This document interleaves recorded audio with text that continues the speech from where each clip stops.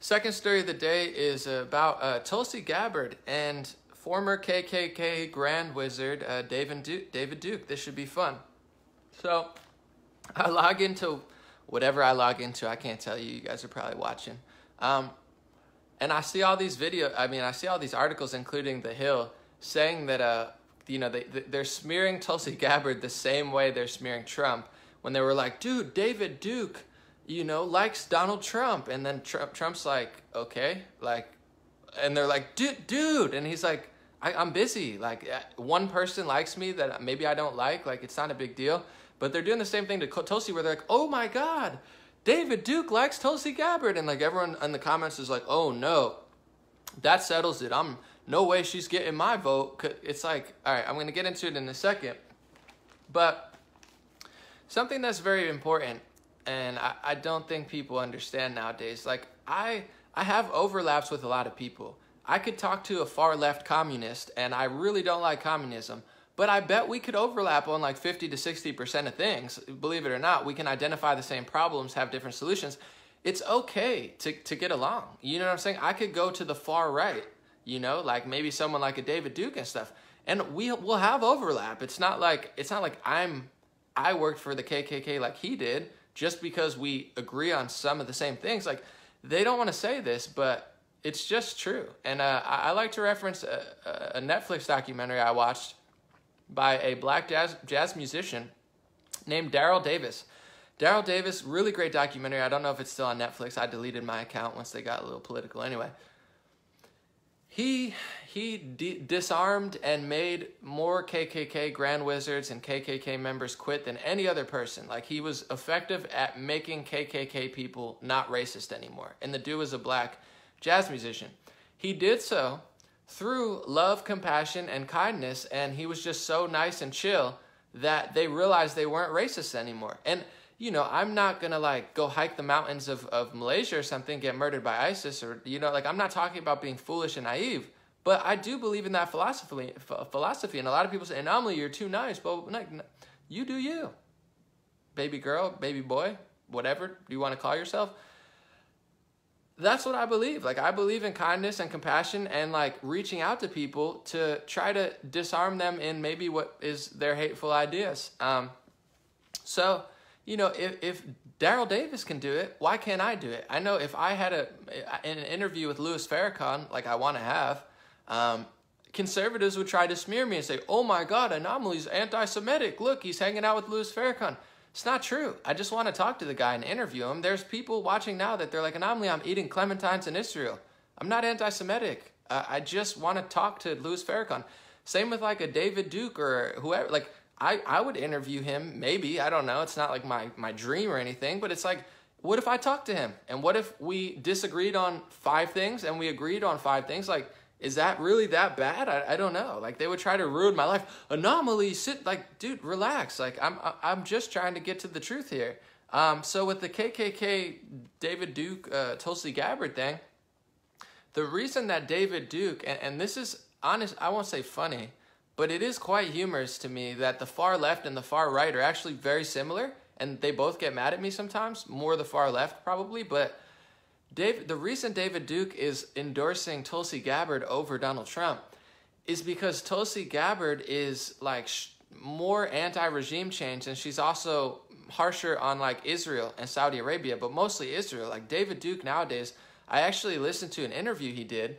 It was with Cenk Uygur of the Young Turks. If you want to see it, you should watch it. I'd much rather you listen to him speak rather than listen to other people speak about him.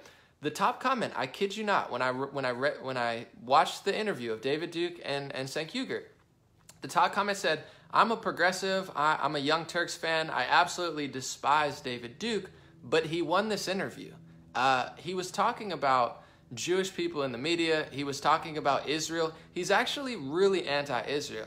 And the reason earlier I said it's humorous is not because I think that specific thing is humorous. It's because the far left has yelled at me before and called me a KKK member, even though it's not true. And they're super, like, the far left is super anti-Israel. Just the irony of it is the far right is actually equally as anti-Israel. Like, on both fringes, they really hate Israel. So it's like people are yelling, accusing me of something that they're actually very similar. Like you could put Antifa and like far left people in a room with David Duke, and I bet you they agree on foreign policy. I kid you not. So like I know that's why he's actually endorsing Tulsi Gabbard, and he doesn't even care about black people anymore. I've listened, like all he does is talk about Jews the entire time. It's like that's all he cares about. But Trump is very pro-Israel. Like Trump loves Israel. You know, for my Israeli people here, I don't understand why all Israelis don't like Trump. He's been very kind to Israel and Jews. But that's why David Duke doesn't like Trump as much, and that's why he likes Tulsi Gabbard. And a lot of media, some reported it, but most won't. But here's the point I'm getting at. I agree with Tulsi on some things. I disagree with her on some things. But just because I like water or David Duke likes water and then we agree on that, or like, it doesn't mean anything. Like, there's going to be overlaps on the Venn diagram of like what's going on. And the media uses against Tulsi Gabbard and Trump, the reason they don't like them is because Tulsi's not a normal Democrat. She's especially very anti-regime change, and David Duke is extremely anti-regime change. He's actually, I watched the whole like hour-long Cenk-Uyghur debate.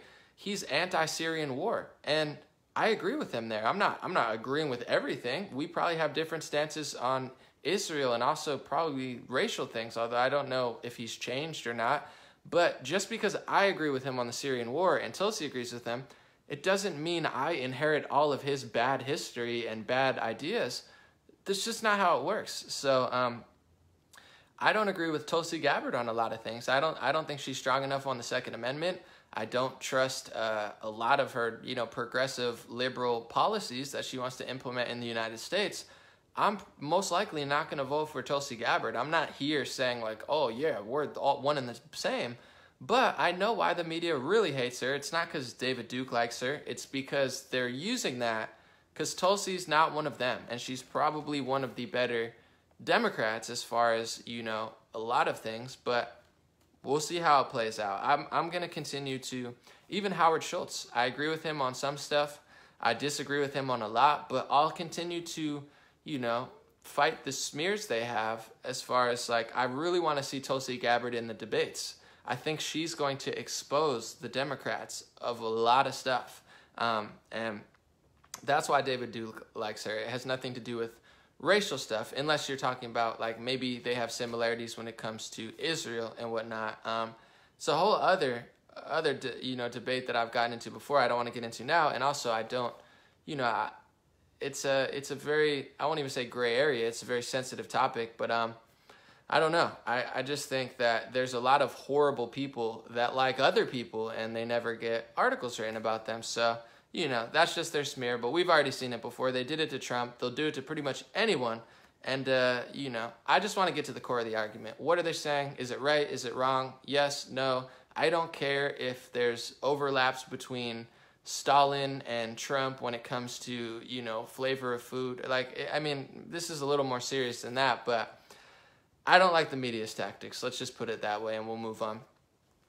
Third story.